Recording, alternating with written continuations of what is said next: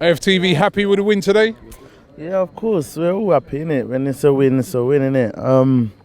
But I think, I've been questioning myself when I'm in the games. I'm convinced that Unai Emery thinks this is his best starting 11.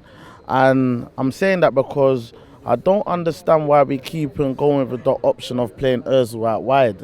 I don't understand.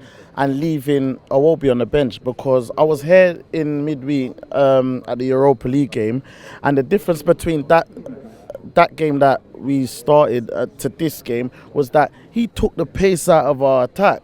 You left Iwobi on the bench and you had Ozil out wide. So whereas when Iwobi was on the wing, he's not a natural winger, but he was able to stretch the team. Given that, all right then, cool, the team weren't that much of a great opposition, but you could see the purpose of his pace was able to work within our favour when you put him out there on the wing, seeing as we ain't got a natural winger, and we're able to press defences like that. If we had started Iwobi in this game, it could have been a bit different. We wouldn't have seen the problems of Richarlison and that giving us problems on the wing and right on the right, and then the other guy that was on the left. They did, Walcott, and they gave us a lot of problems. They gave us a lot of problems that way. Because we weren't in the game at all. They pressed us, and it's like we allowed them to press us. They was in the game. It's like they wanted it more. There was nothing there in it. Like, you know what I'm saying? But then I'm there thinking, is that because of the way the team was set up, though? Don't get me wrong. I feel like there's improvements. I feel like he's doing a lot of things different that Wenger wouldn't have done, i.e. making right substitutions, bringing on right players to make an effective change and stuff like that. All the rest of it, we've gone 5 games unbeaten now, like on a run. So there's positives, but it's his team selection that's making me worry a bit. That it's going to take time, though, isn't it? It's going to take time. He's basically... The vast majority of the first teamers that he's got there are from what he's inherited off of Arsene Wenger. It's going to take time for him to, I think DT was saying earlier on, for him to figure out who are the players that should be starting. My first 11. You probably not even found that yet. All right then, but then wouldn't you think to yourself as the manager, yeah, we're 5 games in now, 6 games in, yeah, and that's not a lot. No, but our 2 best players has been Guendouzi and Lucas Torreira. All right, so whenever Lucas Torreira comes on, yeah, he drives that midfielder. He holds his position. He does the clear up. He does the dirty work, and he drives our attack forward. Why hasn't this guy got a start apart from today?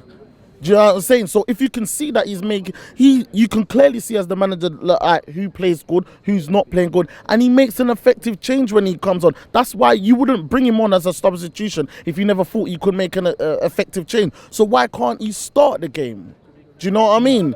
Like, then you're going with Xhaka and Guendouzi. That's the normal 2 pairings. And I've heard a lot of people say that I don't feel like you get the best out of Xhaka if you don't play them 2 together, because they work off of each other. I'm not sure how true that is. It's neither here or there. So for you, who would you be starting with in midfield? If we're not What's your midfield 2 then? If we're not going to go with Lucas Torreira and... who would you? Lucas Torreira and Guendouzi together. That'd be your 2. Yeah, of course. Wait. And look at that. Hold on. Listen. And look at that. Straight away you have people here. Hold on. And straight away you have people here who disagree with that. So this is the difficulty what the manager has. He's trying to find the right combination, because what you're saying, other people are not agreeing with. So he's got to find that right balance. All right then. No one didn't agree with that by the reaction. But then look at, you've got Xhaka in the middle. Xhaka, are you trying to tell me that you would start, if you was the manager, you would start Xhaka every game? No. That's bullshit. That is bullshit. Because Robbie, I'm telling you now, yeah, that is bullshit. No, it's not. That's who he's starting with. Listen, Robbie. No, that's who he's starting with. Robbie, this is bullshit, yeah. You know why, yeah, Robbie? Because how many fans here, yeah, will sit here and say that Xhaka's a liability, Xhaka gives away possession, Xhaka this, Xhaka that, and then now man are saying that they will start Xhaka. That's bullshit. Hold on, there's a thing called balance. Come on, though. There's a thing called balance. Yeah, all right then, balance, but like, balance. Let me give you a reason why I think. Hold a sec. Let me give you a reason why I think he probably goes with those two, right? With he's going to prefer Torreira, and Graham will probably come in and give me a better rundown of it. But why I think he'd probably go with Xhaka and Torreira. Number one, Torreira obviously is a new player, he's coming, he's forward thinking, he goes, right? But the other one, if you play him and Guendouzi, they're both new players to the team. Playing Xhaka in there is a more experienced player. He knows the teams he's going to be coming up with. He's been playing in the Premier League now for a couple of years. So that's probably, for now, that's why he's probably going with that combination. Because Xhaka is an experienced midfielder in the Premier League. Well, if you don't play them two together, drop Ramsey out of the number 10 role. Because now Ramsey's not a playmaker. Why is Ramsey in the number 10 role and then Ozil's out on the wing? That makes no sense then. Ramsey can play in the midfield, then drop Ramsey back in the midfield, and then he can play along with one of them. But then you can't try and tell me, that you lot watch week in, week out, and you're trying to tell me that you're happy with Xhaka in our midfield. It may come in time. Yes. Chill. Man. Listen, Robbie, compared to what everyone else has got in their midfield in the Premier League, all right, then let's just close it down to the top six. You can't be happy with Xhaka in your midfield. Come on, man. So finally, next week. Hold on.